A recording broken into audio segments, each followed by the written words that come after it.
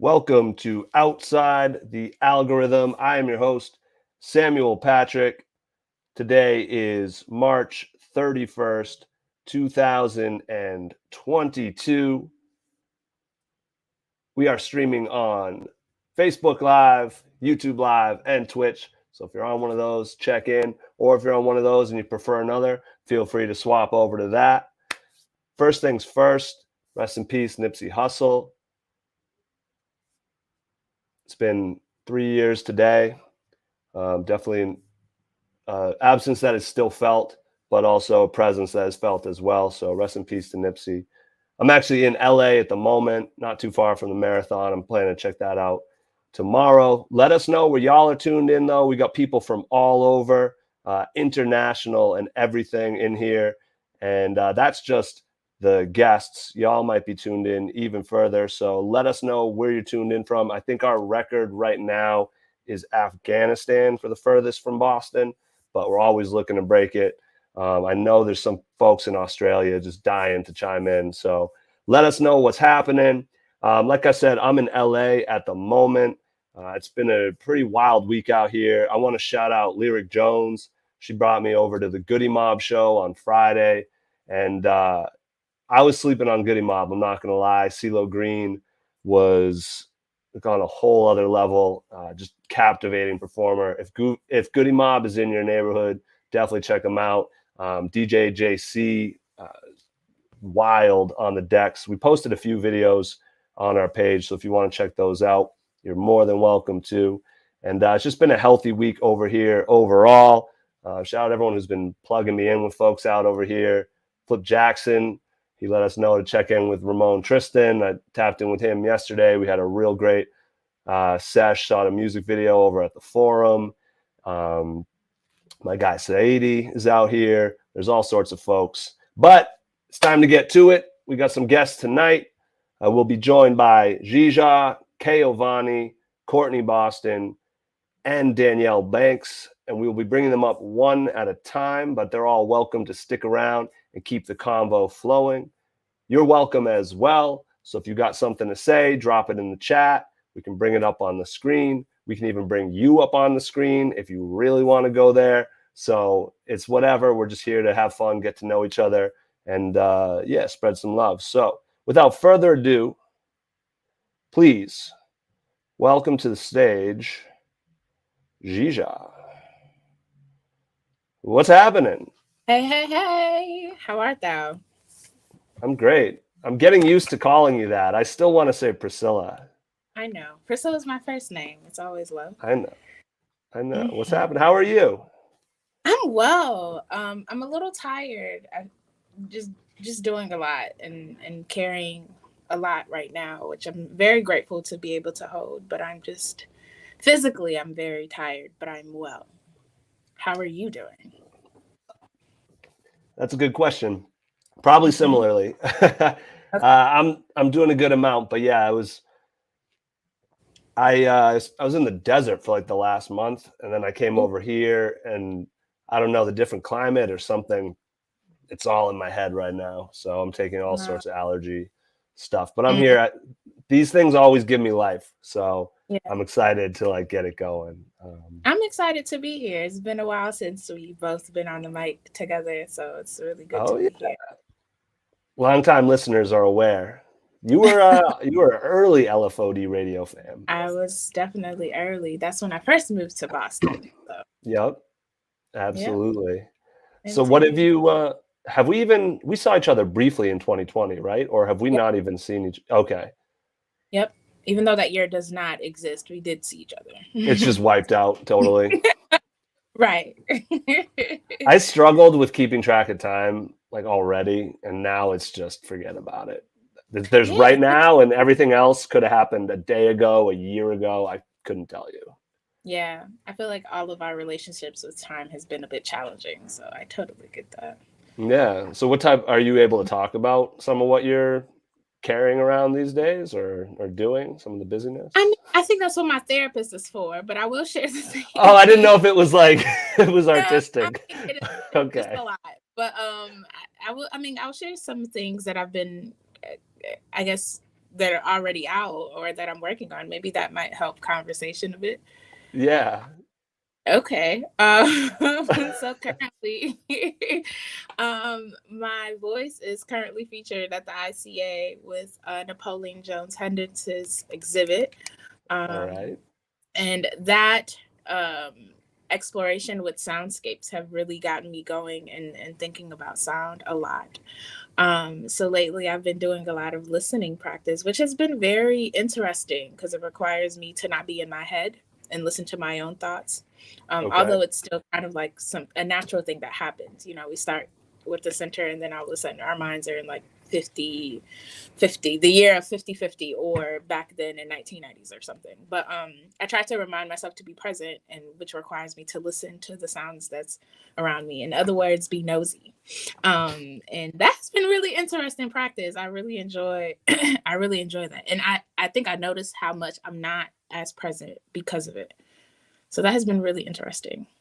Wait, you've noticed you're not present because of it, or you notice when you're not? Correct. I've noticed how often I am not present. Oh, wow. And you said you call it listening practice? I mean, it's just listening. I think adding practice just makes it fancy. No, I like that. I've never heard that before. It's Everyone just could use some listening practice, I think. I'm like, add practice to it, and it's a whole ritual. It's not. It's just you sit and listen. So Yeah. You'd be surprised, though, how much sound will jump out at you if you really, well, you've discovered the surprise. You're like, sure. how long has that noise been happening? Right. Yeah, that's true. You I hear learned conversation. how, Everything sounds like it's almost like produced. It's really pretty. okay. It's really pretty. When So are you you, really, Mhm. no, I was gonna say, so are you going like out in public places and doing this then? Because you said you're being nosy. So are you like sitting in a park or are you, yeah, Yes. And I've been okay. walking more lately, because I'm currently in grad school. So the commute, there's no parking. Anywho, I've been walking a lot. So sometimes I'll have my headphones on. So, I still look like I'm in another world, but I'll be listening. And that has been really nice. I like how you still throw up the blockers. Yeah. So, Yeah. so people are like, she's not I really think approachable, but she's listening to me. right. Correct. Correct. Perfect. The trick is Oh, for everyone. congrats on grad school too. I had no idea about that. Thank you. Wait, I didn't tell you? No, we don't talk Why all didn't that I? much. I don't know. Oh no. I could have or no, because 2020 was the last time we saw each other, so I must have just been applying. I'm Yeah. currently a student getting my master's in theological studies at Boston University. I just put my business out there, but that's what I'm doing. Um, Congrats. That's fire. thank you. Thank you. It's definitely been really interesting. So we'll see where Do that you? goes. I met a guy who was a Zoroastrian. Are you Don't familiar know. with them? Nope. It's allegedly it's the first one of the first monotheistic religions ever. This guy was like telling me about it, and then I looked him up on Wikipedia, and it's like there's 30,000 of you in the world, and I met you. Like there's not that many of you guys. Yeah, it's like one of the Wow. oldest religions ever. It's based out of like Iran. So Wow. I've check never it heard of out. that. Yeah, they kind That's of have really their principles are kind of cool. It's basically like think good thoughts, do good deeds, have good actions, or something like that. It's like a nice little three pillar move. mm-hmm. Uh, That's do you have? cool. Yeah, it was kind That's of funky. cool. Do you have That's a really favorite cool. religion? I don't. So because of the program that I'm currently in, it's learning a lot. It's centered on Christianity and that relationship with the world. Okay. Um, so I don't have a favorite religion. But there has been some very interesting thinkers that I would have never known of if I wasn't in grad school, which I'm just like Mm-hmm. really interested. I think I always knew that the government and society has always, or Christianity, or the belief in Christian or God has always, or theology rather, has always played a role in how people interpret, or rather engage in society. But I didn't know how much intertwined rather that it was. So that has been really cool to learn, and a lot of the thinkers that have interpreted things in theology has been really interesting to hear. Yeah, it really, well, I mean, if you think about it, like Aristotle and like people were getting run out of the church for some of their ideas back in the day. And that was like, you're out of society altogether for saying those type of things. Right. Which maybe there's some of that still happening, but you said what? That is for sure. No, I was just going to also say that power has also played, like theology and power have always collaborated somewhere, somehow, even after the separation of church and state. Like church played so much of a role in how we engaged in society, or inspired a lot of the ways that we've engaged in society. Yeah. So it's really, really interesting. Also, I think for my creative career, I'm being introduced to a lot of writers and theologians who thought of their existence in very interesting ways, or their existence and God and non-existence in very interesting ways. So it's been a really interesting experience. That's awesome. So I'm not a huge documentary guy, but you might want to check out, there's one about, I want to say his name is Graham, I forget, but one of the biggest American tent revival preachers. Huh? Mm-hmm. It is Graham. Yeah, probably. I think so. But he basically, so there's separation of church and state allegedly in this country.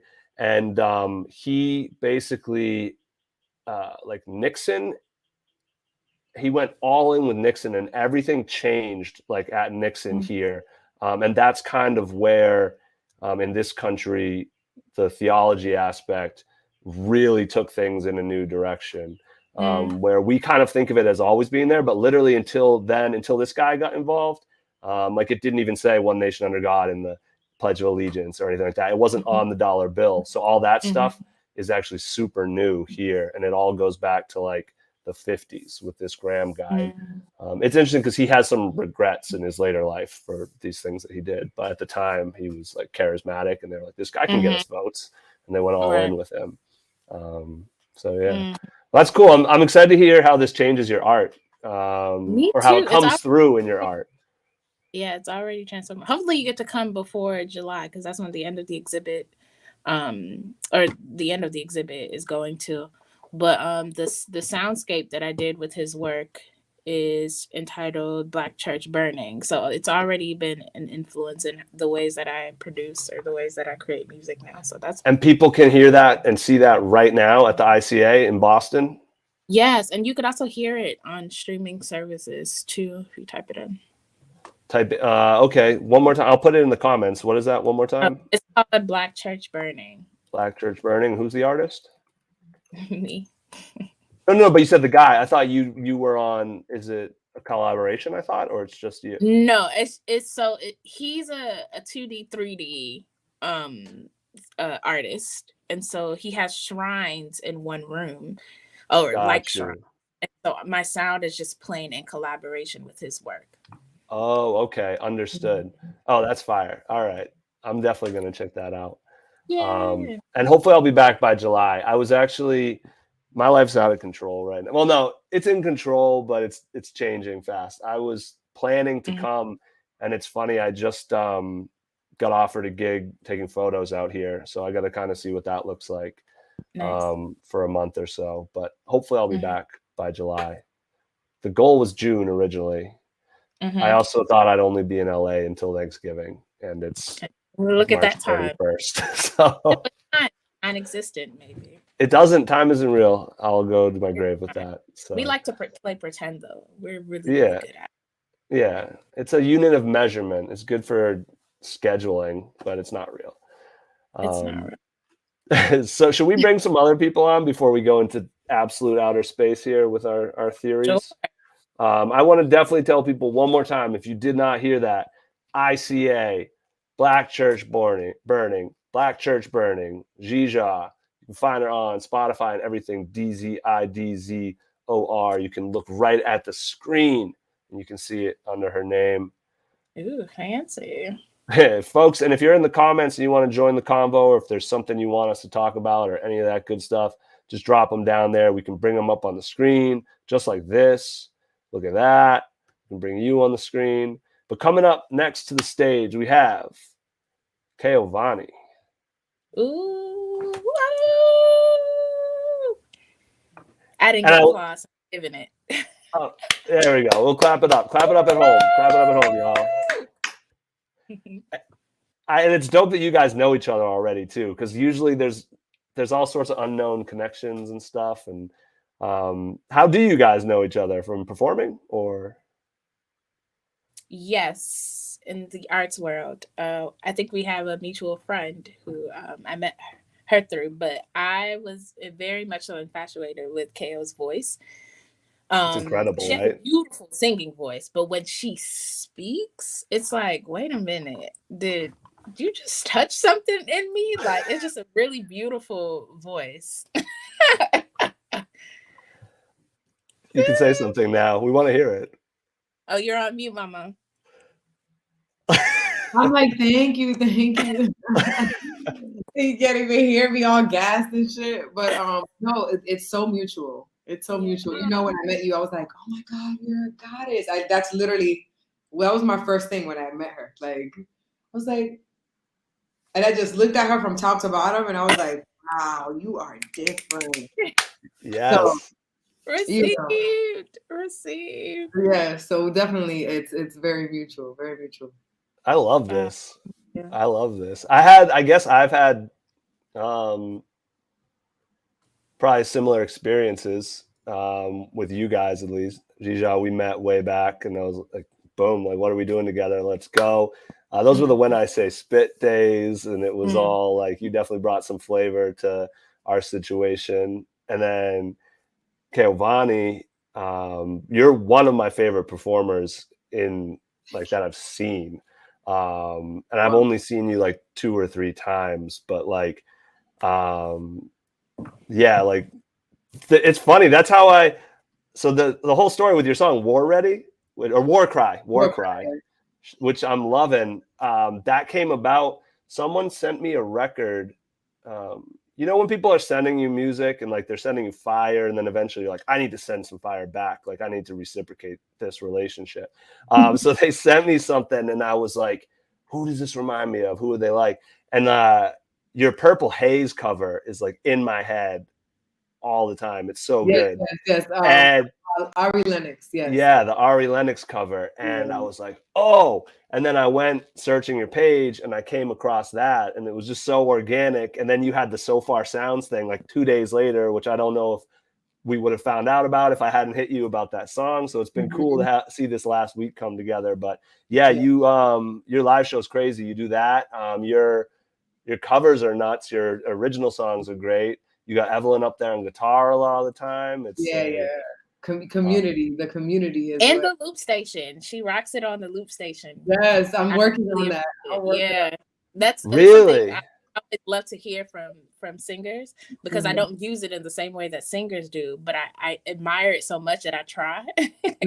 But I love when you are on the loop. Thank you. Oh, thank you. You are so dope. Thank you. The loops are great. I needed this love today. It's a big hug. That's what we do over here. It's just a big group hug. I love it. I'm with it. So I actually didn't know you were doing the loop thing. Is that a live thing, or are you using it? I did it for I did a show with Oberon during the pandemic, and I brought it out there, and I did it on one of my live shows as well. I was doing I had brought my my Noche Mahogany shows to it was a residency. To give people a backstory, my first residency ever at Miso Brown was called Noche Mahogany. And so when the pandemic began, I turned it virtual, and I was doing it every Saturday, and I was taking the money that people were giving to me, and I was donating it to families in Lawrence, Mass, who were undocumented and weren't able to receive any assistance from the government, because they're essentially, they're non-existent on file, on record, right? So I took it upon myself to make sure these people get fed, whoever I can help. And so, where was I going with this? Where were we in the beginning of this? Something about loop pedals. But I'm glad you said that, because that's another fire thing about you, is you're about it. Like, you're about the action too. You're not just No, talking for about sure. it. No, and it's almost like, yeah, like I'm an empath to a fault, and I'm like, my heart, I feel humanity's pain, like even if it has nothing to do with me, like on another level. And you know, when I don't balance that, it's a little detrimental. But yeah, no, I'm with the shit. I'm with the shit. But oh wait, could we cuss on here? We good? Go Oh, for it. okay. Express I yourself. mean, this shit is my favorite cuss word, so that's all y'all are gonna hear from me. Let it loose. There's no Um, children up right now. But yeah, I did. I remember, DZIDZOR, I was my armpits were sweating when I did my loop pedal for my virtual Noche Mahogany. That was the first time I ever did it, and I was going through it. But then I did it for Oberon, and I be just jumping in the fire. But I'm trying to get it together. I'm trying to get it together. They're really fun. I used to play with a guitarist who would use them. So are you like layering like harmonies and then going over them? Or Yeah, the one I did for Oberon, I actually did Just Like Music by Eric Sermon, and so I actually beatboxed and stacked the beat, yes. and some vocals that really make the beat. And then recently I wrote a song called Free, and I start the beginning of the song with the loop, and I just kind of stack harmonies in the beginning. I'm very, very simple with it right now. I just stack harmonies in the beginning and just hit play when the choruses come in. But yeah, just, you know. They're a great tool for like the guy I was saying that use it, he busks. So it's awesome for solo musicians that are doing stuff because you can just build your sound to so much larger than yourself. And do some. I was at a show once. It was really cool. This guy, Phosphorescent, and he had it on for. There's like an end of the song where it's this like it's a song called Wolves. So there's like a wolf howling noise he makes on the mic, and he had it looping, and he looped it for probably like 5 minutes. And it took a minute, and then the crowd started noticing that it was a loop. So people would start yelling, like adding whoops and hollers and stuff. And then they come back around, and it was really cool because it just swelled into this whole thing where everyone was shouting and chanting. And you can do some really cool stuff with them. So. Yeah, absolutely. So are you in a ill creative space right now then? Or are you just kind of exploding over there? Like out of yourself? I am. I've actually finally understood that I'm an intuitive creative. And so I've been forgiving myself for not producing music, and really like not knowing and understanding that is actually what kept me from producing more music in the time that I wanted to produce it. But like I've been very dedicated to the perspective of that the hustle is in the healing. And so I've been healing my ass off and addressing myself and facing myself so that because at the end of the day, everything I write, spirit always calls my bluff, and I have to go through it, and I have to live through it, and I gotta make sure I'm telling the truth, and it literally brings me through the fire of everything I write. So I've been learning how to forgive myself for that, because I didn't realize how much of a gift that was, and I felt I was caught up in like the hype of the industry and like not producing fast enough and not doing enough and like what, shut up. So I'm in more of a flow, I'll say. I'm in more of a flow, and when it hits. When spirit tells me it's time to sit my ass down and write and finish something, I very much do so on spirit's timing. So but I'm actually working on an album right now called Agua Caoba. So I'm also working on balancing discipline and intuitive creation. So Okay, so wait. I got questions, Sam. I know. Go for it. That's why you're here. I love the act of self-forgiveness. I don't think we often do it. I think oftentimes we say it more than we do it. So I love that you said that, and forgiving yourself for trying to act in someone else's, like, I don't know, script.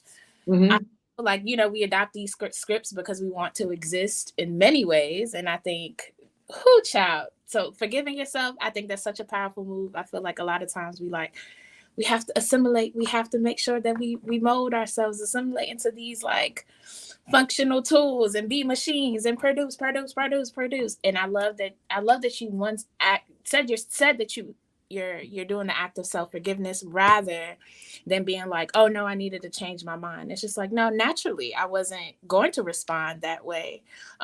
So I'm going to forgive myself for even entertaining that thought, not necessarily shit on myself because I thought that, but like welcome that and be like, actually, I get it past self, and let's move on. And I'm walking in forgiveness, and not out of shame, not out of guilt because I didn't do it the way that so-and-so did it and they made it like. And so I just want to give off like yes to that. I forgot the other thing that I was gonna say, but I feel like I've talked enough. So No, that was great. But I also would love to ask you, like, what did that self-forgiveness look like? Because I think we often say these words most times, and I feel like, yes, we're like, yeah, I'm gonna self-forgive myself, I'm gonna forgive myself, and then you're like, wait, what does that look like? Because I don't know. So what did that look like for you? So I had to approach it with affirmations. Like I had to affirm myself. I had to rebuild my self-confidence in a very different way. And I used the affirmation, I release myself from your opinion of me. And so I started with that, like finding, like getting back to the center of my confidence, and like feeling myself, essentially like falling in love with myself again, like in a different way. Like I did love myself, but man, the self-love that's come with the elevation is a little crazy. It's more authentic than ever. And not that like my past journeys and forgiving myself or whatever was inauthentic. I just feel like more and more like a whole self. Like, and so I guess keeping my throat chakra open, because one thing that started happening to me was that when I wasn't honest about something, basically when I wasn't honest about something, about how I was feeling, about how something was moving, about what I wanted to be involved in, what I wanted it to look like, I would always be so scared that like other people are creating too. And it's like, oh, don't say you want that. Don't say that.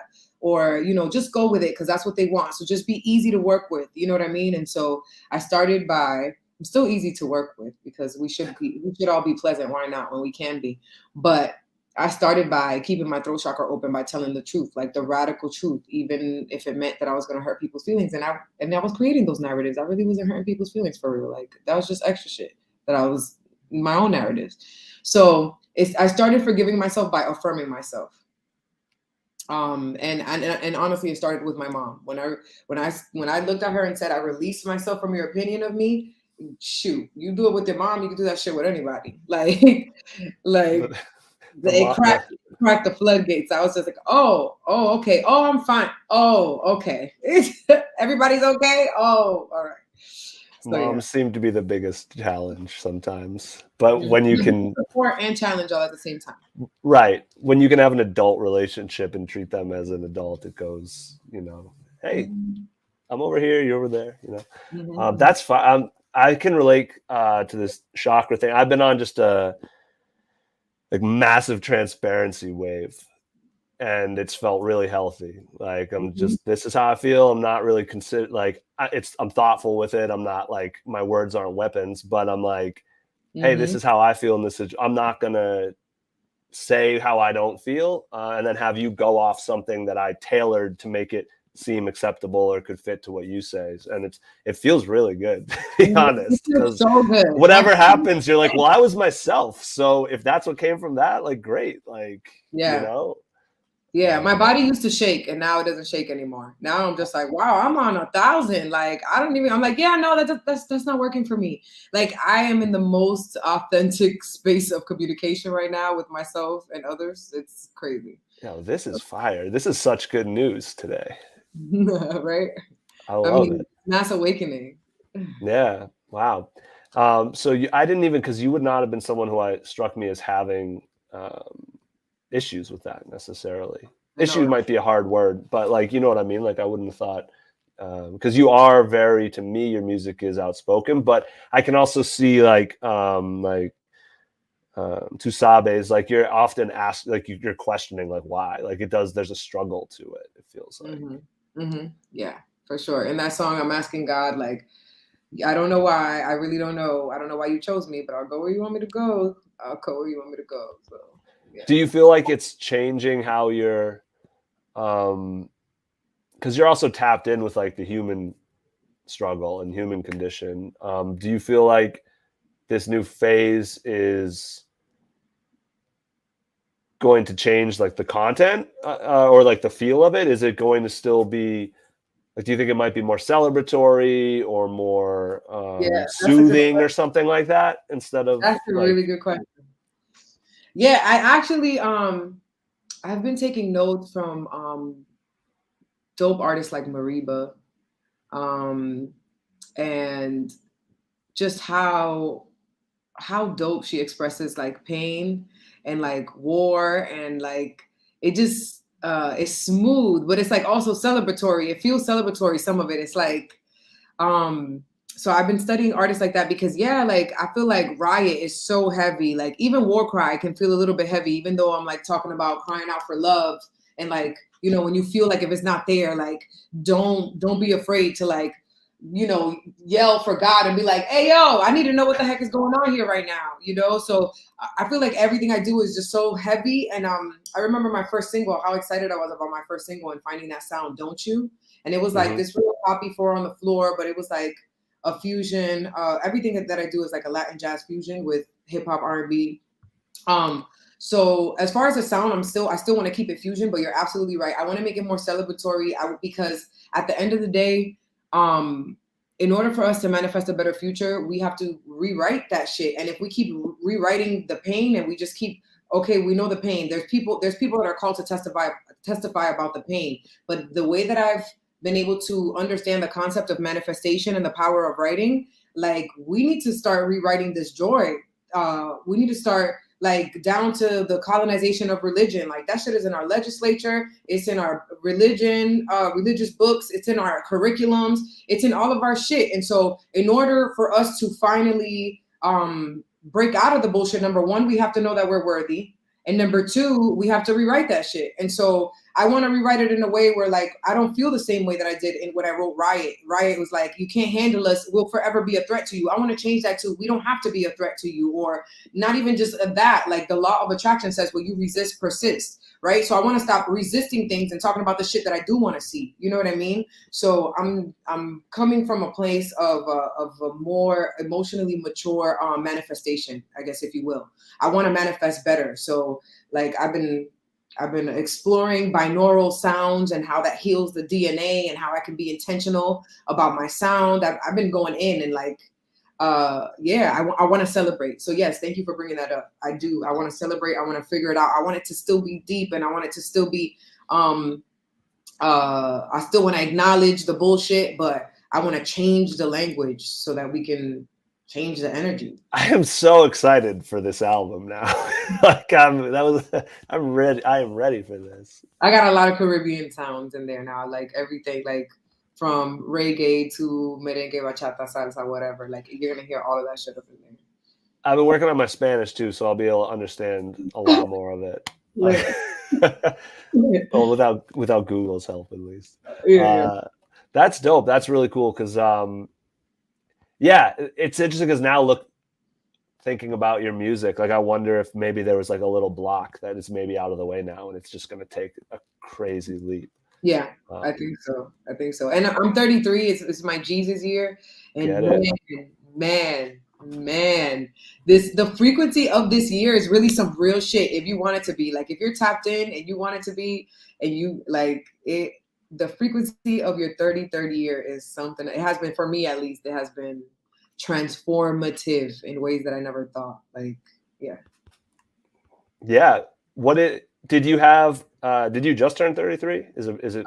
I'm more than halfway now. In June of last year. Oh, okay. I have a question I like to ask people on their birthdays, but it's not your birthday, so We'll get to it in June. We'll tap back in June, and we'll see what happens. Do you want to? So do you have right now? I guess if people want to hear what you're talking about, if they go on YouTube, So Far Sounds, Kaovanny, they can see your latest performance. That song you closed with is fire, too. Yeah, isn't it? I was scared to do it because, copyright and bullshit, and it's not released yet. But I was like, again, spirit. I gotta follow spirit if I'm gonna call myself an intuitive. No, I was glad I was like, just put it. You're protected. Like, just put it out. Figure it out.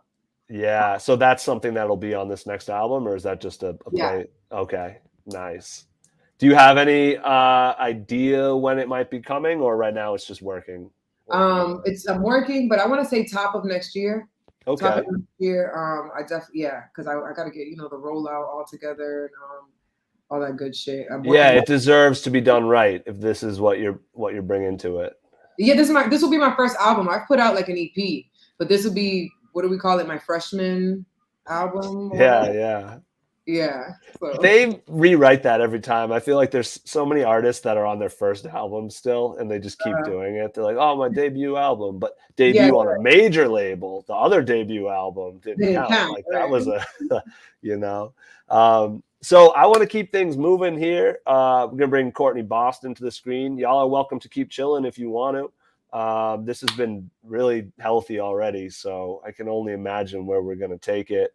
If folks want to tap in the comments, let us know what's going on. We can bring those up on screen. We can chat.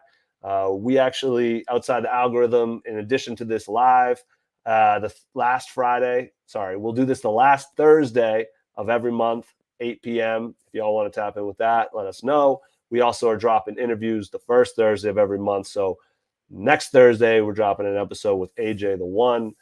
She's actually from out here, Inglewood. Spent a lot of time in the Bay Area, and she's in LA, so we'll be chatting with her. She's very dope. And so stay tuned, hit that subscribe button, do all that. And if you hit our website, you can actually join and you'll be on our newsletter, and we'll send it to you every month. You won't miss a thing. But with that being said, we got Courtney Boston in the building. What's happening? Yo, I'm about to flow. Kaovanny dropped the beat, and here we go. Here's the energy we coming with today. Woo! Yes. What's up, y'all? I was just all in. I was like, man, I said, maybe I need to get my little head wrap on and scarf because I need some of this ancestral divine energy that's coming to these sisters tonight, y'all. So I wasn't ready, but I'm here for all of it. All of it. Love it. With it. You've just been chilling in the audience. Yeah, like, soaking it up. Yes. I was writing stuff down, like manifest all that shit. Yup, write that down. Release myself from the opinion of me. I was like, dang, these ladies is dropping the knowledge and the nuggets today. I love it. Love it. So glad to be in this space with y'all today. We're happy to have you. The hustle is in the healing. That was in my notes. That's what I wrote down. I see that. I love the connections already. I really believe in that stuff. In the artistry and the connection points just from you two. Just when you supposed to, when the vibe is just what the vibe is, or like you can just feel people's energy. Like I'm a big energy person. I don't know if that's my Gemini gangness or whatever the case may be, but I feel like I'm usually a good read on folks like that too. And when you meet your people, like there's just this unspoken, like you already know what it is. So that's dope. And I'm upset I haven't met y'all in life before yet in our small town of Boston. It's not like this, we're mad big. And when you get in a creative in media space and in the BIPOC space as well too, right? It's not like, I feel like we should have met somewhere in this space before, but maybe this is what today is when we're talking about what the universe is bringing together in 2022 right now. So that's literally why we do this, is I'm trying to connect as many dots as I can. And like my thing is, if I know you, you're dope, like, why don't you know each other? Right? Shouts out to you, SP on the MIC. You know it. It's it's fire. Boston's weird like that though, because like it's, you can know within a second of playing the name game with somebody. It's like I'm either gonna know 50 people, or we're not gonna know anybody. But and it's weird, and we each know 100 artists in this city, and they don't know each other, and we don't know each other, and it's wild how that can happen. But at the end of the day, it is a small pond, so we're all going to end up in one of these rooms. Yeah, one of those rooms. And it's dope and it's needed. And I feel like the last few years, like I've been doing radio and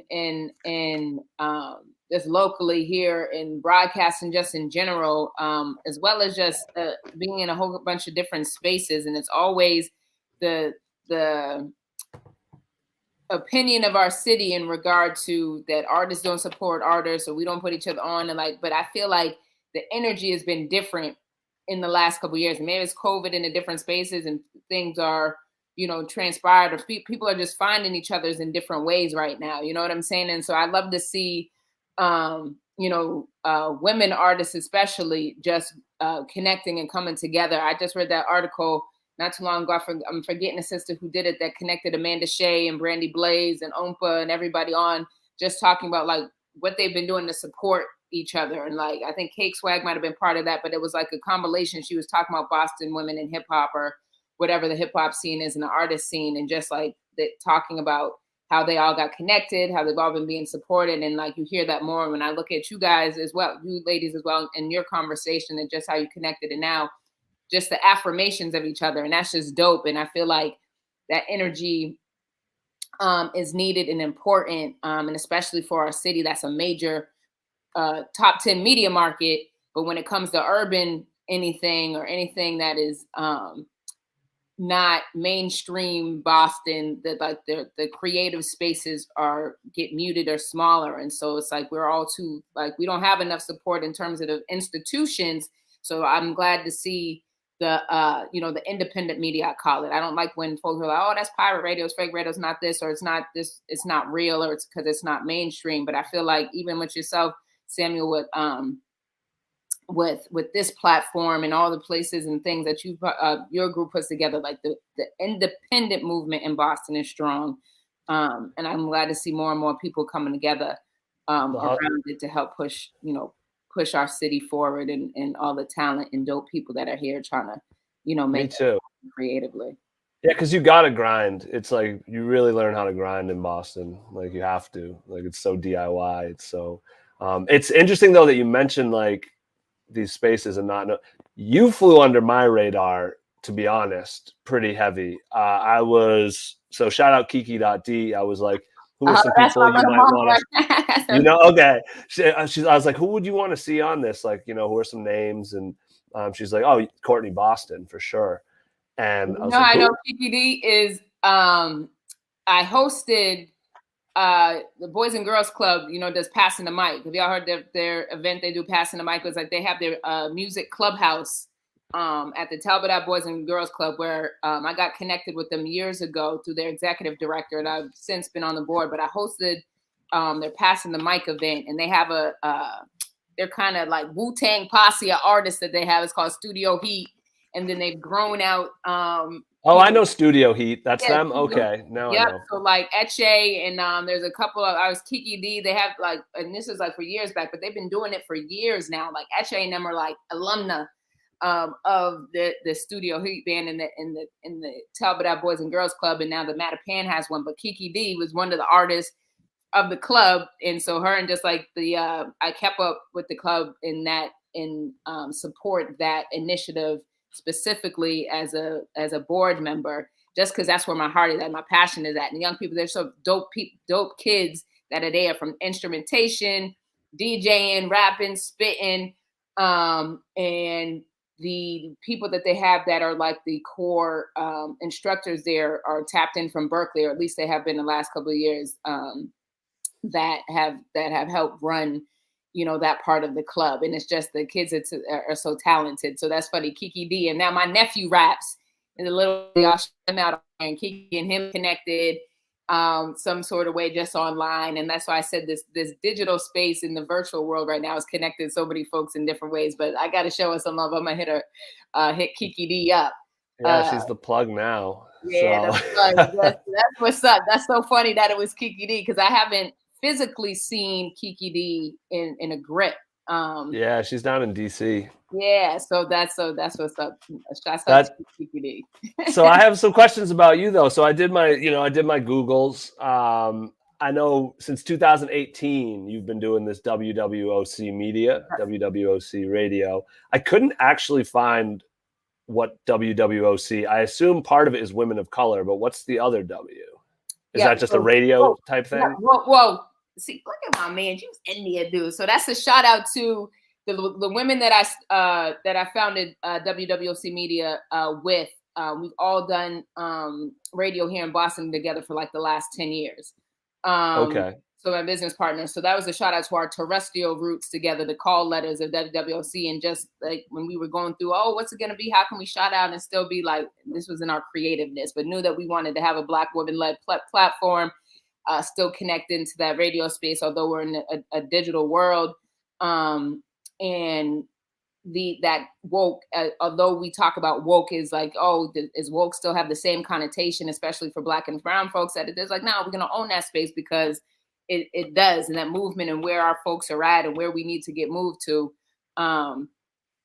we've always felt, and I always felt that media is that place to do that. It's that one, the connection piece. That's like all the stories we all just told, and like being able to express yourself. Music for our culturally, it's been the creative space. I feel like our histories get passed down, that they get told, that how we live on when other folks have kept us out of places that we didn't belong. We always had music, right? We always had these creative spaces. And so the WWOC, that Woke Women of Color, for us was, kind of speaks to that. But we did a soft launch in, let's say, the 2019 space. Like we came together, we created WWOC Media as a network. We knew that, hey, we've been doing radio so long in the terrestrial space that, like, in the way that we've moved forward, people are consuming, everything's converged. And then come into that place, we worked at a bunch of independent ethnic stations together, and just said, hey, like, we want to come together as women. We've worked for a bunch of men during the course of the last 10 years of doing this. We all had different commercial backgrounds.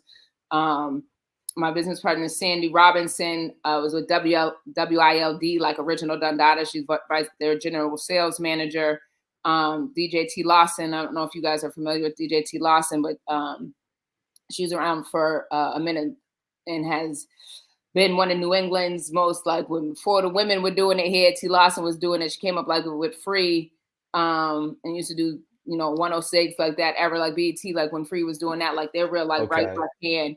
And so she's been spinning with the fellas for a minute with Chubb and all that. Like whenever you look at any of these, when people are still doing the promotional, like, oh, my posters on the gate, flyers and whatnot, and there's always a female on those posters, it's T. Lawson. That's her. Okay.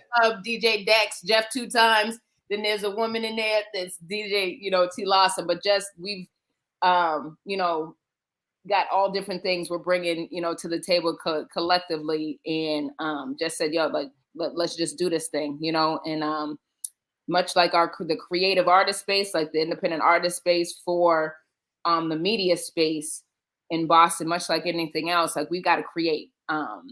We haven't had urban radio since ILD in terms of commercial space. And even then that wasn't like Black or brown owned, but even though it was led in that way, but the commercial space.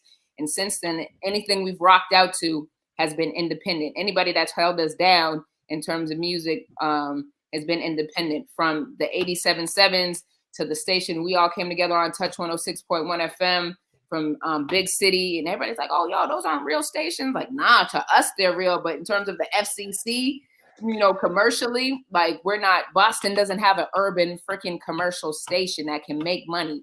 97. Yeah. It's funny. I hate that. What's that? Sorry. I said jamming and 96.9, like couples of them, like Boston is never considered those. They're considered like rhythmic stations or like top 40, and they can get away with it because of our marketplace. You know what I'm saying? Right. So they're like, oh, we can give you a little bit that sounds like it, but we're not really worried about serving you guys because we can get you regardless because you don't have anything else when you really think about it. And our marketplace, just to give you an example, and I'll shut up for a minute. We're the only major market city that dropped the Breakfast Club, right? So Charlemagne and them, we carried that on jamming. Yeah. They were too urban for our marketplace. So then that's when they got replaced. They moved Ashley from the middays and put her in the morning. I said, how the hell you don't have, they're the top, like number 1, number 2, like rated morning show in the country. Yeah. And we couldn't hold on to them because if they weren't, like, in Charlemagne once or twice, I remember he said something one day, I forget what they were talking about. He was like, oh, we about to get in trouble with Boston for that. You know what I'm saying? Like, literally said that. And then, here we go a year after that happened. And like, now we don't even have that platform. So I say all that to say the need for why we came together for WWOC Media and making this network. So it's radio. We have a podcast station, and we'll probably in a year out from now launch like our TV end of that, but really want to make a media network, much like Kathy Hughes has Urban One, Radio One, Oprah owned network, but in that digital, space. But we launched the radio station first. It's been going well so far. Yeah, it's going well. We actually just spent this month as our official launch month. Like COVID, like much of everything else, like did a number on us 2 years ago. We were building the studios out. T. Lawson, my business partner who I spoke to, besides being a DJ, she's a barber and a forewoman. So she literally, we literally built the joint from the ground up. Like got a space, we shared a space. And we're fortunate to come into some space and like trick the studios out and everything. But when COVID hit, the building, we couldn't get in there, and then it was shut down, and you couldn't do this. And so that was at that end of like when we were like just ready, we thought to like really get some things built and going. So it pushed us back. Then you got to get money together, do this and that. So it's been a process. And so this finally, just like right now, we put some things off because we wanted to be able to do it right too and say, yo, like, let's just pull the trigger. It's Women's History Month. We're WWOC Media. What better month to launch? You know, we had thought we were going to do August. We were did some work with Emerson, which is my alma mater, with their integrated marketing program, and they helped us put like a whole marketing plan together. We were going to launch this thing, and just like the timeline didn't work out. But then the universe, as I said, nope, y'all about to bust out in Women's History Month 2022, and so here we are. Welcome. And, yeah, it's been dope. Really just getting the brand out there, and looking forward to doing more in Tap City. Hopefully, my girl. Now, tell me, is y'all are saying Ziza? Zija, like what? like DZ pronounced G. G, yeah. So G, okay, Ziza. Gotcha. My sister's somewhere. Hopefully that will connect and we'll get you, featured, get you on, get some of your stuff going in, and some of this is what create, That'd be fire. I'm glad the timing lined up too. It's interesting too because it is. We've been. If y'all do want to hear some fire women DJs, we've had guest mixes from Candy Rain, Lady Lee, and recently Tierra Monique and Liquid this week. So we've kind of done that type of programming on our show. So we've got a bunch of mixes out, and then closing this month. I actually almost had a dude scheduled, and then I was like, wait a minute, like no. Yeah. Like, we're doing this right. I'm reaching out to like some fire creatives and people that we can plug in. So it's dope that it lined up with your launch. We're able to tap in with you. And congrats. I'm glad it's going well. I look forward to hearing more about it. Where can people tap in? It's just wwocmedia.com or so we're it's wwocradio.com. And then on across social, it's the same thing for YouTube.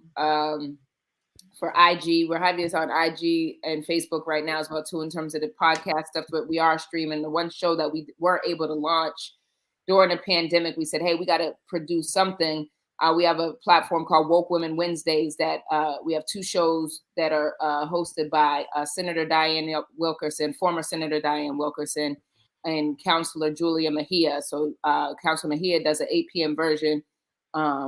And Senator Wilkerson does an 11 a.m. Version every Wednesday. And they've been interviewing different women in color across the city doing different things. And during COVID, they were tapping in and giving information and bringing folks to the table as part of, the kind of programming that we did. And they were a lot of the core of each Wednesday of this month, each Wednesday of this month, we did a live broadcast of their shows, but they did them together at different BIPOC women-led owned eateries or establishments.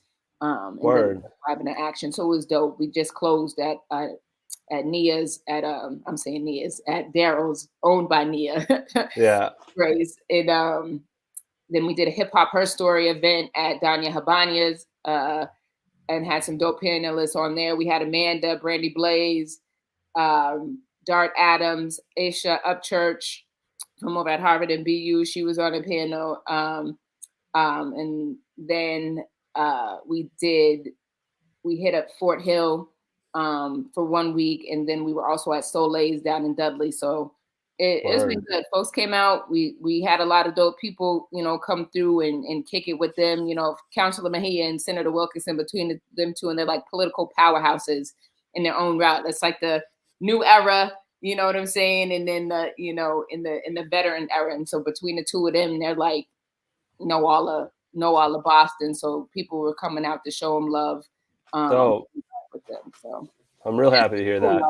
Cool, Are you looking for artists to send records? Are you looking for submissions and stuff like that? Yep. wwocmedia@gmail.com. You know what I'm saying? send that stuff. And we also have and especially tap in through the Instagram, like part of what we want to be able to do. And what any of us that are doing this right now in this space, like, obviously we're one of many, local platforms right now that are trying to push the culture, push the music, push our industry.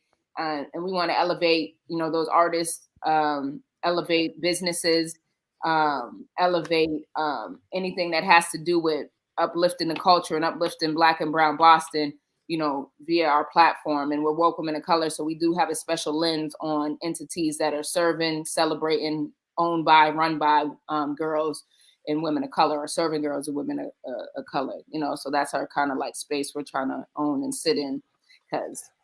Are you connected with Hot Sauce at all? Yeah, what's that? Hot Sauce came to our last event last night. That's the first time I've seen her out in COVID in the past, 2 years. We hadn't, I knew of Hot Sauce through Girls Radio and the work that she was doing there. And I had got connected to Girls Radio even before I think her, that she was there, just to throw back. So, Boston, if you're in this space, you know each other. And, it's funny when I talk about women of color and us being in spaces and leading and creating, when people do naturally say that, or just like Kaovanny, I don't know how you are artist-wise. People say, "Oh yeah, have y'all met? Y'all do this?" And people like connect. And it's like, yeah, let's connect for sure, and let's keep that energy, because I hate the Little Kim versus Foxy and the the Nicki or Cardi B. Like everybody tries to say like, swap. Yeah. And I was like, we need 30 women-led situations and different whatever it is, and we all support, and let's eat and let's grow it like what we need to do, because there's so many different ways that our community needs to be touched and poured into. We shouldn't feel like it's limited. So I champion what Hot Sauce is doing. I champion what my brother stations are doing, because guess what? Black and brown folks, we're not monolithic. Right? Everybody acts like we just got to have this one thing or like one service stream, but there's too many, thought processes. There's too many, different kind of interest people in service groups. And it's like, we all got to get out here and collab and support and be comfortable in the space that says like, yeah, this is what I'm doing over here. This is what I'm doing. And at the end of the day, if we're all doing dope stuff together, like we can all win and we all grow. So I champion all that stuff. I'm so women empowerment focused, just like, yo, let's all get it. Yeah, I feel that. It's healthy too, even if it is, friendly competition. Steel does sharpen steel. If you're out here on your own, you're gonna get comfy. It's nice to see, they're doing that now. Okay. All right. I see what I need to. I'm a big sports fan. Like I grew up playing ball. I played college basketball. I run a girls nonprofit program right now that I've been running for the last. I do kind of get coach vibes from you. I can see it. Years, and whatnot, with two buddies of mine from high school called the Boston Showstoppers, and we've had like about 80, I would say 75, 80 kids that have come through our program. 40-50% of them have played college basketball somewhere for free, coming through our program. Didn't really pay for anything. Like we fundraised, like we were grassrooted up. And so when I talk about sports, when I talk about girls, like across the board, like I'm about uplifting and moving our young Black and brown kids through, whatever their forum is. And so when you talk about healthy competition, I brought that up to say, when we talk about the UConn and Tennessee, now it's South Carolina and UConn and whatnot. Like it's all about the battles and the healthy, the healthy competition, and just it intensifies and it brings more attention to the sport, right? Women's basketball, you expect it. So I look at this in the space that we're in here, and even with the artistry, is that like we're elevating the culture, we're creating spaces in that, and so let's continue to do it. And Boston's going to be better for it, and I hope that we're inspiring these next generation of journalists, Black and brown journalists, because to me, it's the most important kind of medium, because as much as we don't know how kids learn in classrooms or how they're being taught or what they're being taught. You know, one thing, everybody's getting connected to somebody's device or listening to something or tuned into something. And so the messaging that comes across these screens, no matter what they are, in these airwaves, are the thing that people are consuming the most. You know what I'm saying? And so if we're not having a piece of that, then we continue to have situations. You know, my sis talked about the colonization of religion, right? Or just talked about the things that we've consumed. Like, that's learned freaking behavior. Somebody taught us to be like that. You know what I'm saying? We can't love and appreciate our culture or elevate how dope we are because nobody has told us those stories. Think about Black Panther, right? Black Panther was a dope ass movie and culturally the whole thing. But imagine being that, folks. There's the difference between when we say mainstream culture and then urban culture is that somebody grew up with that feeling their whole freaking life, right? And for the most, Black Panther was representative that our grandparents, our great-grandparents to the babies all felt pride in this one movie. You know what I'm saying? Because it was so reflective of something we hadn't seen or experienced before. And that could be 10 generations of people, not 10, but you know, I'm exaggerating. But that'd be pretty crazy. You know what I'm saying? Like, but I could get on the soapbox with it, y'all, but I'm just saying. I feel that. It's so like we need these spaces. We need the oracles and the curators and the creators because we are the closest thing, I feel like, to, like, we are the pride and heartbeat of the culture, which is the one thing I feel like we always can tap into to remind us that we're dope as shit. You know what I'm saying? So salute dope as shit. Creatives. That's what Word. The creatives, y'all. Well, thank you. Let it keep us in the loop for sure. Happy to spread the word and keep us tapped in. That goes for everybody. I think this is a pretty natural transition to bring Danielle on here. I don't know if y'all are familiar with her. I actually learned about her from a tweet. So this dude, Russell North, was like, these are some, NorCal folks to tap into. I started looking around. She's one of the founders of a program called Project Level in San Francisco that works with Bay Area youth and gets them into creative situations, making music and stuff. So it sounds like this will be a natural coast to coast connection here. So without further ado, and y'all are welcome to chill, keep chilling. If you want to dip out, feel free to. It's up to y'all, whatever you're comfortable with. But Danielle Banks, welcome to the screen. What's happening? Oh, thank you so much for having me. Thanks for coming. It's amazing to hear everybody's journey and, just to tap into the East Coast. I'm here on the West Coast. I'm actually in LA right now.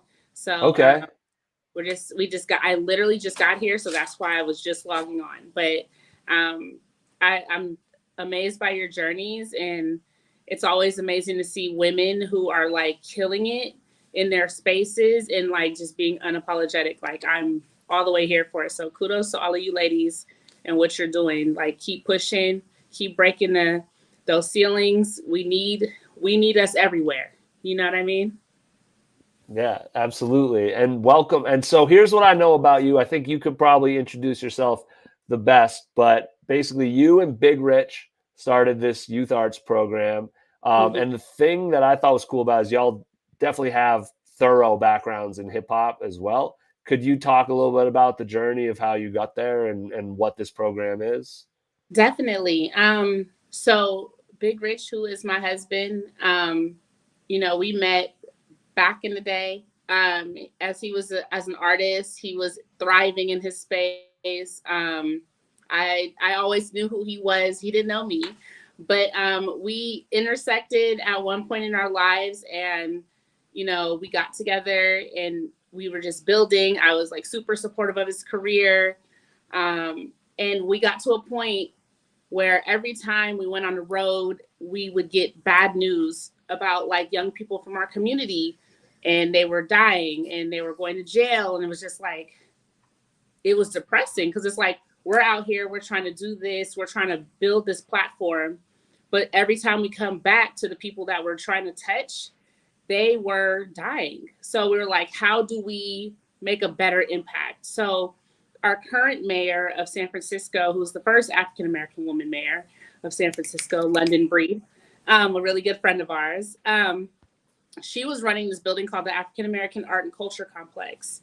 And she saw us and was just like, hey, can you guys come in here, do a program for the youth? And we were already in a space where we're like, you know what? We need to get off the road. We just had a baby.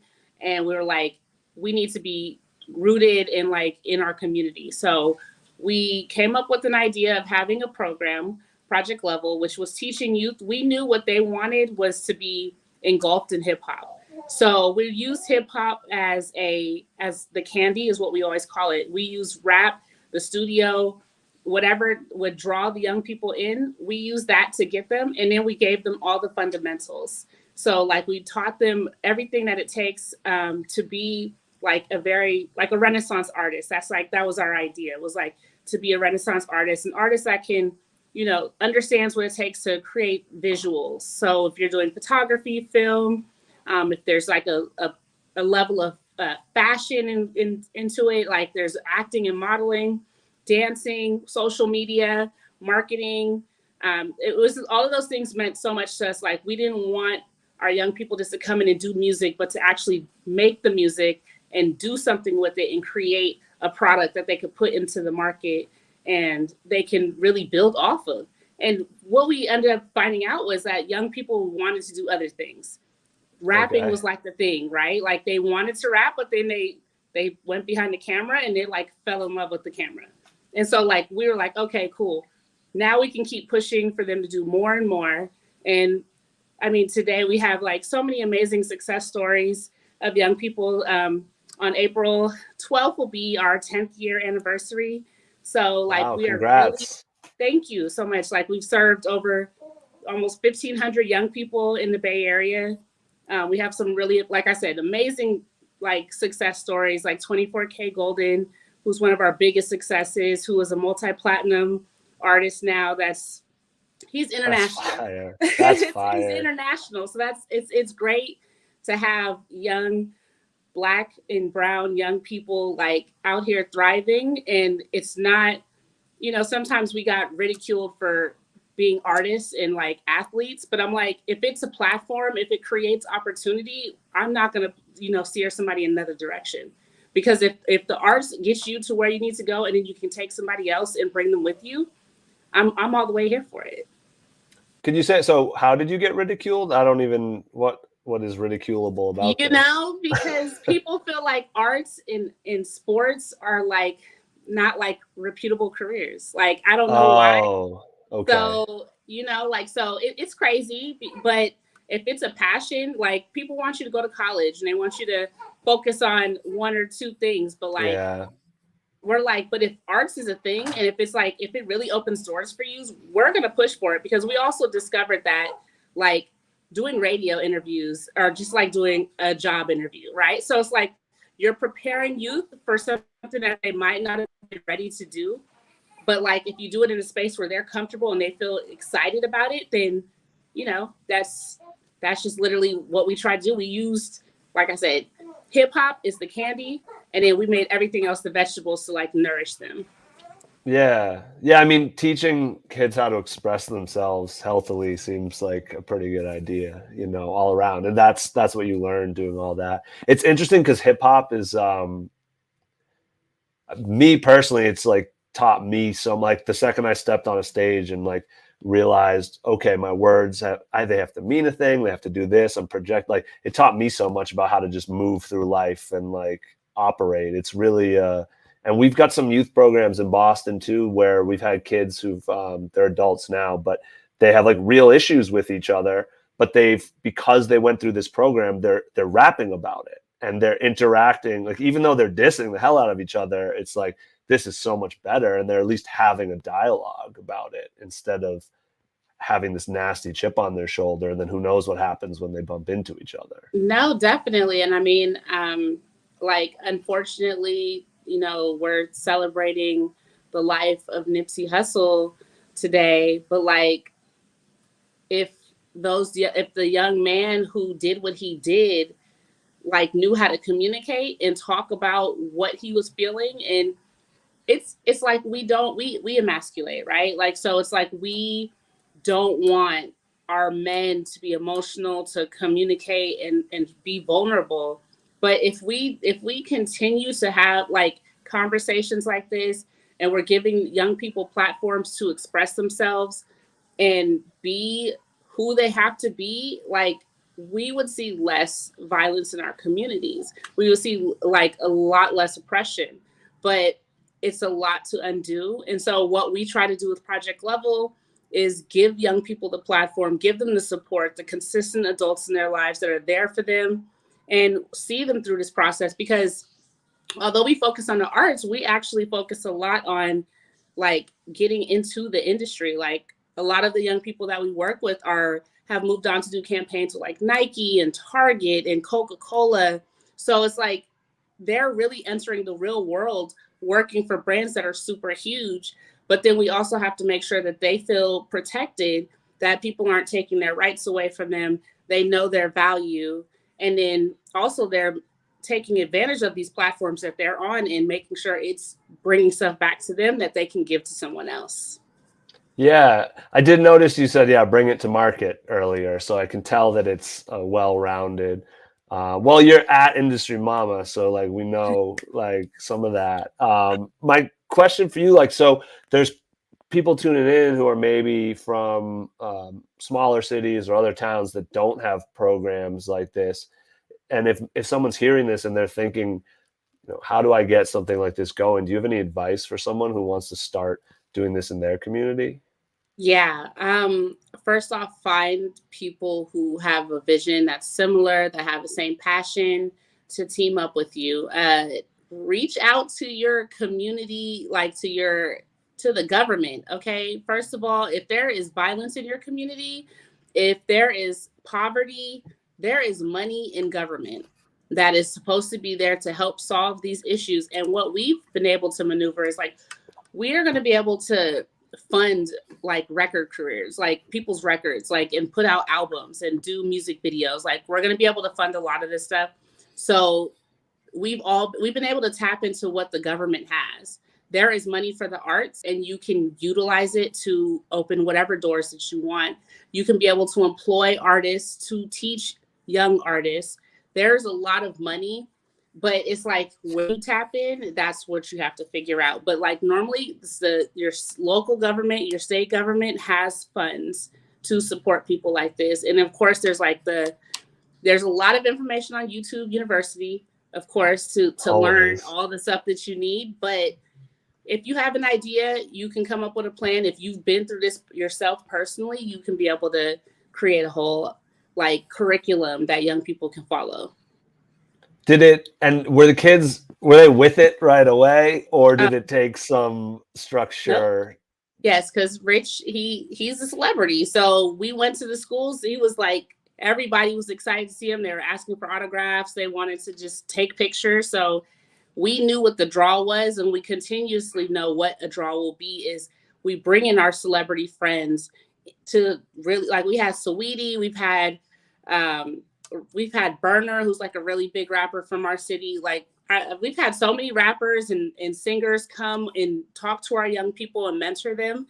But that's what we have to use. Like we have to be smart enough to know, like, although we feel like maybe we want this person, but who's going to be the ones that the young people want to see? That's what we bring up our programming. So, and COVID has been a blessing in disguise to bring these people who've been too busy to come in person. So now we can get them over Zoom, talk to our young people one-on-one, answer their questions, motivate them.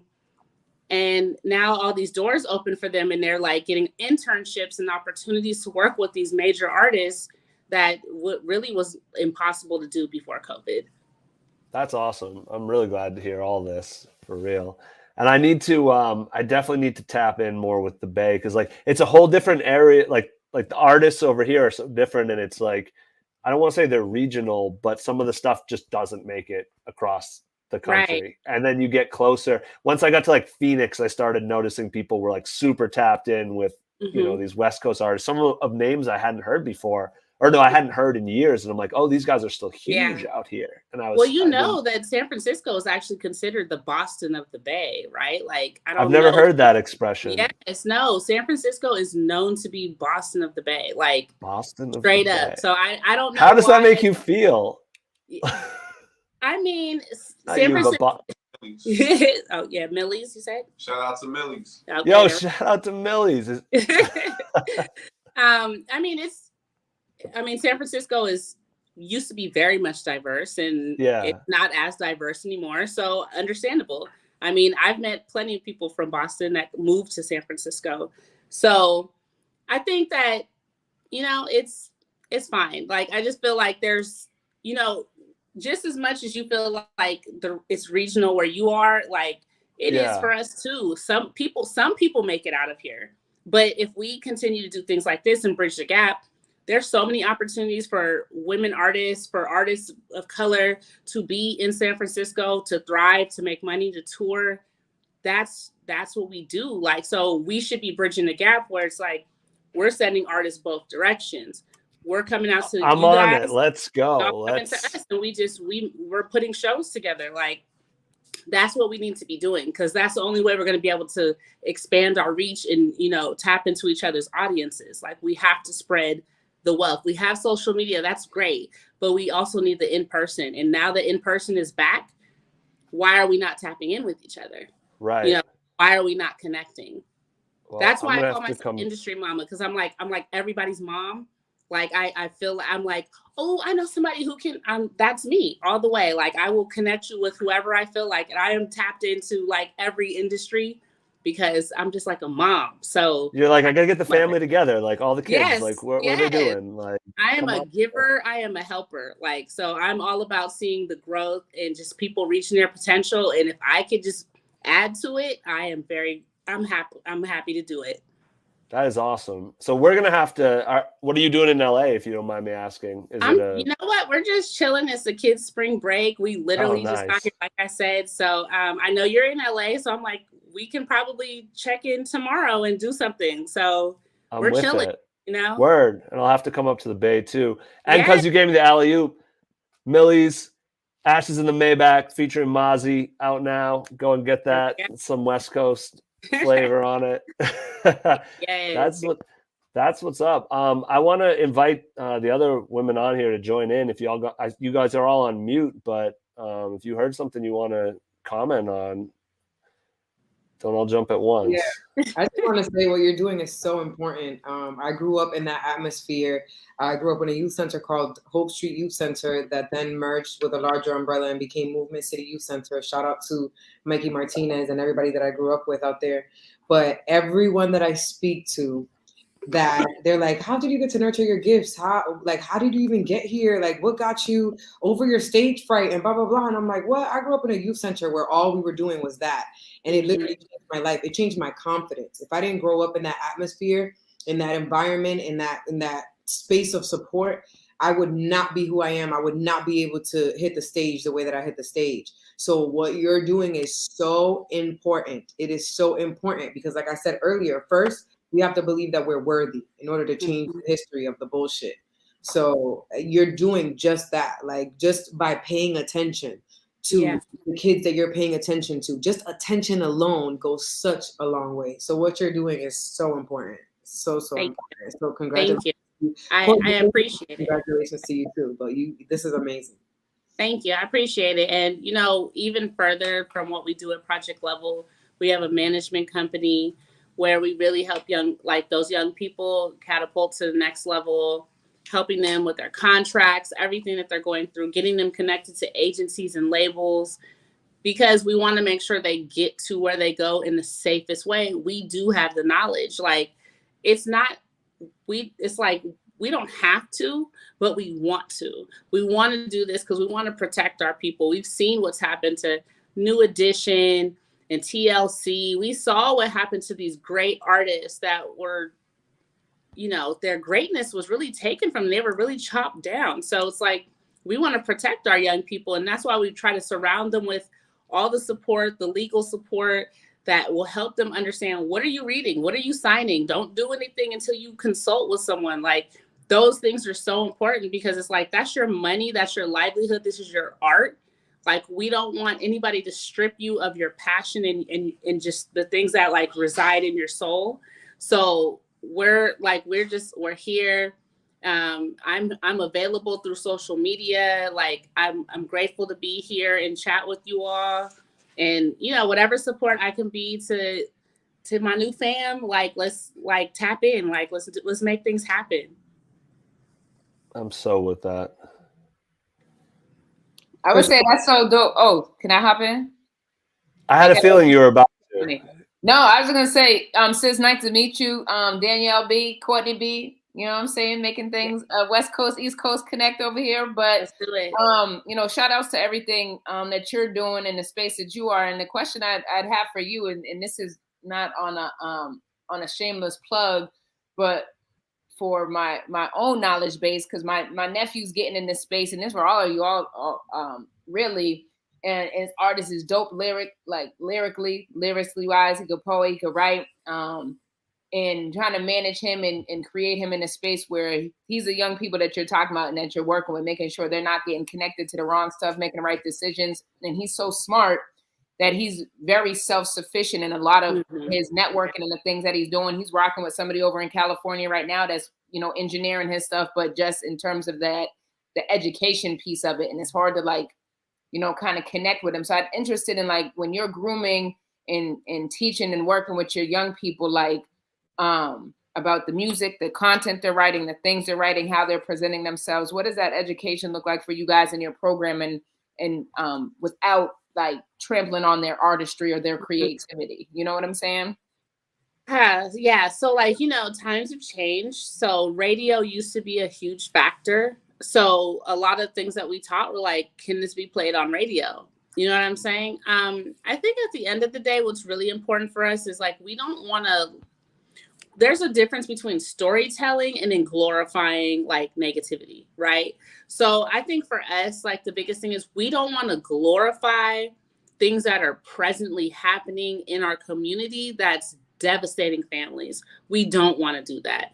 So we encourage our young people to think past that, to tell the story in a different way, but we don't want to take their authenticity away from them as well. So we have like our music director, he works with them on writing skills. We have mentors that come in that help them write, help them storytell, help them figure out what they're like, the direction that they want to go. We identify like, what is their sound? Are they a trap artist? Are they like, are they, I don't know. Like, you know what I'm saying? Like, are they lyrical? Like, are they battle rappers? Like, we want to make sure that whatever lane that they're going in, because it is marketing as well, we want to make sure it all fits. Like, we want them to go in the right direction, because if we have them doing 3 different things and they're like all over the place, that's not going to be successful for them, and they're going to not feel fulfilled.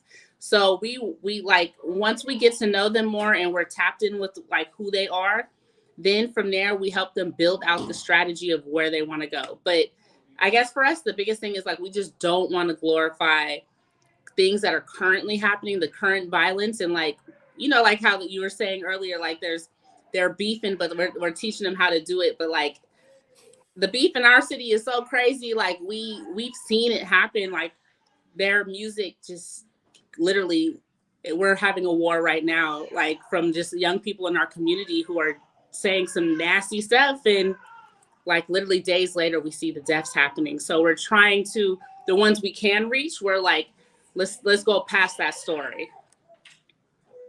I'm really sorry to hear that that's happening, and hopefully so it sounds like so you started this program because you were losing people every time you left. It sounds like that's still sort of a factor. Have you seen improvements in San Francisco? I mean, obviously you're touching a lot of people and saving like those kids, but are things getting better in San Francisco, or are they now starting to slide, or how's that go? Oh, there he is. She's having a whole fit. I'm so sorry. There she is. Take her right now. No, actually, things are better. I will say once we started our program, we started seeing improvements because we're centrally located right where the violence is happening. And so we became a neutral zone. So any young person that came through our doors, when they walk out, when they go home, they were actually safe. So that was a good thing because everybody from every hood around our community, they knew like we don't touch any of the young people. I mean, it's been times where like people came up to us like, we have beef with them, but because we knew they were in your program, we didn't mess with them. And I'm like, okay, that's a blessing that we are able to create a shield around these young people. And not just when they're there, but when they go home and they're coming to it. And so that's always our biggest goal is like whatever facilities that we build out that like young people that walk in and out those doors are protected from when they come in until they go home. And that's what we really want for our communities is to really start creating these shields for our young people. Like give them a chance to thrive, like we get to have these deep conversations with, like the bosses running these like the communities. And it's like, look, we know like things are going to be the way they are, but like, can we make sure that these young people are protected? Can we just encourage them? Can we back off of them because they're trying to find their way out?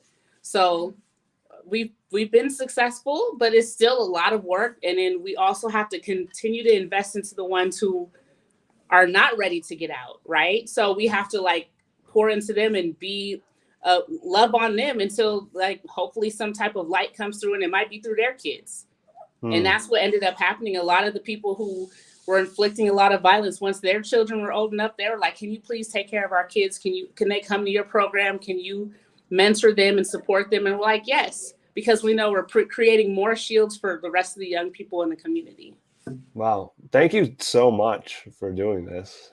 Appreciate it.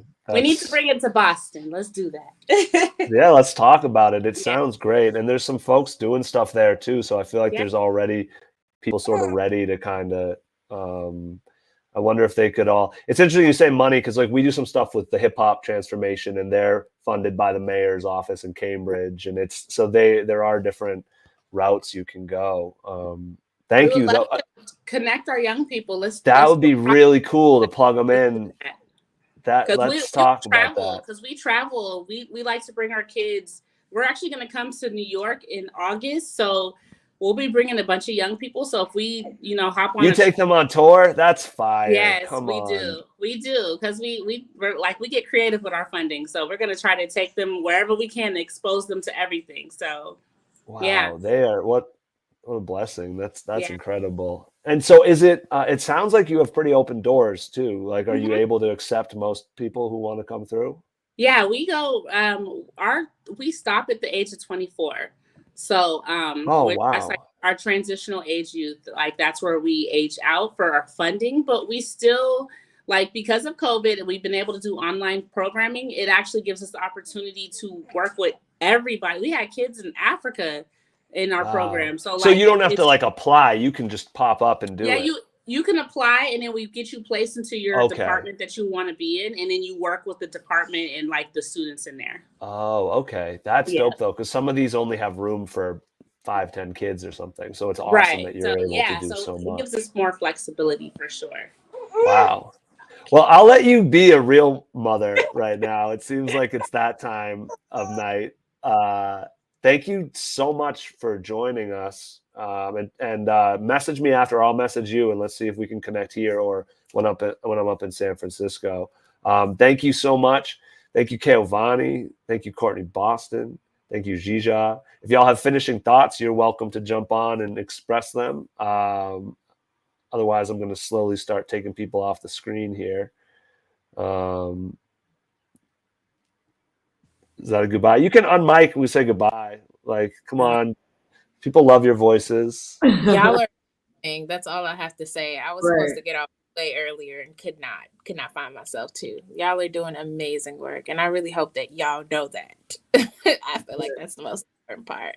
Likewise, sis. Likewise, sis. Same. Yes. Listen, abundance. Wishing abundance all around. Okay? Yes. Send me all that.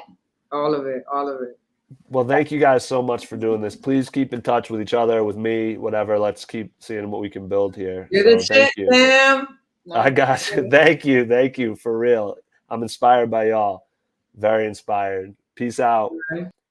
And thank y'all for tuning in to Outside the Algorithm. If you enjoyed this, please share it with at least one of your friends. It's definitely a community effort. The more you spread the word, the more folks know, the bigger, the better, etc., etc. We will be back on Thursday with our AJ the One interview. Make sure you subscribe. You can also get more info at www.lfod.life, where you can become a member so you'll stay tapped in. You'll have access to extended and exclusive content. We have 4 episodes of Outside the Algorithm up already. We've got DJ Candy Rain, Miss Hot Sauce, who we mentioned earlier, Laura Gold, and Cake Swag, of course. And tap in with us everywhere at LFOD Life. I appreciate everyone tuning in, all the artists involved, all the industry movers and shakers, all our fans who make this possible, and the LFOD team keeping things rolling behind the scenes. We're back next time. Peace.